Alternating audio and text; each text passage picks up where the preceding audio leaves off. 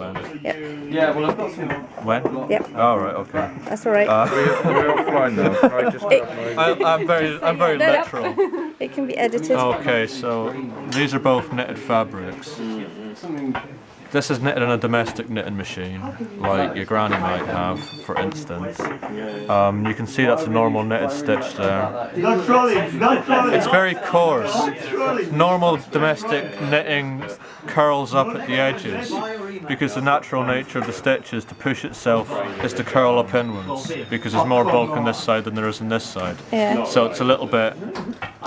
You have to iron it out, and it just wants to do that, you know. Yeah. I don't like it. This is a V-bed. This is knitted on a V-bed machine, so there are 2 rows of needles, one on either side, like this.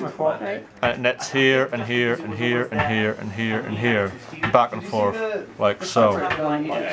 Normally, that's a 1x1 stitch, whereas this is a circular welt, so it knits along this way, and then it knits along this way, so it knits round like this in a sort of circle.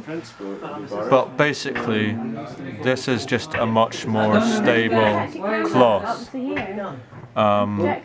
It's this is knitted on a much finer machine, a much finer stitch.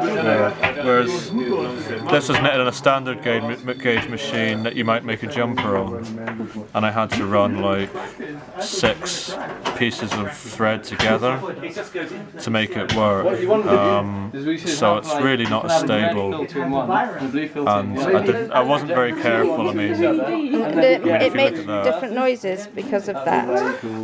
it just means that the stitch length is more variable.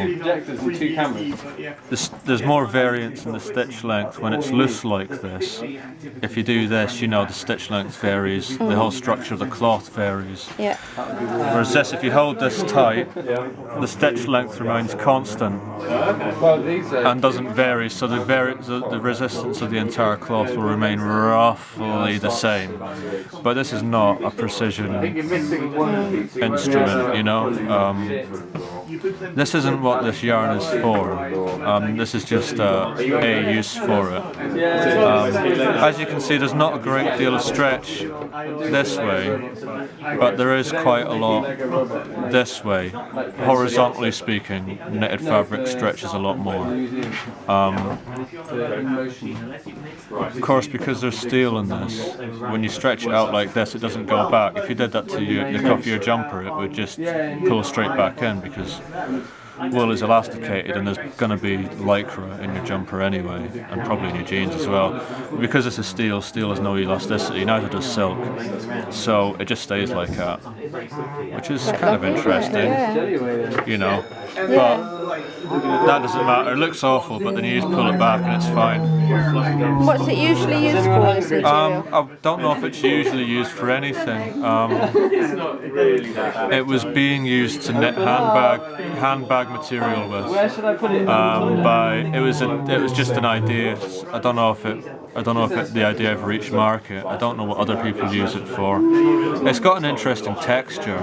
That's all, really. You know. Well, I should say it's usually used to go through industrial knitting machines. Very, very, very fine gauge knitting machines. And that's where I got it from. So I don't know what it's usually used for, but Cool. it's not a perfect material.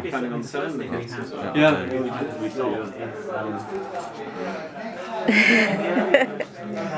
Is it?